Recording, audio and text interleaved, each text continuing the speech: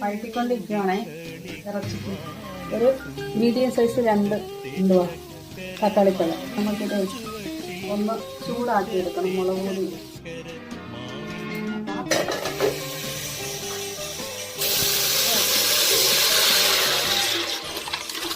വെള്ളം ഇതിനകത്ത് മസാല, നമ്മുടെ മുളക് പൊടി, മല്ലിപ്പൊടി, മഞ്ഞൾ പൊടി, മസാല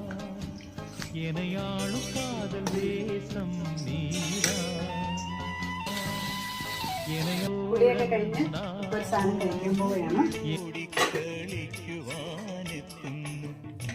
അപ്പോൾ അതാ നമ്മുടെ കപ്പ വേവിച്ചത്, പിന്നെ കോട്ടറച്ചിക്കറി.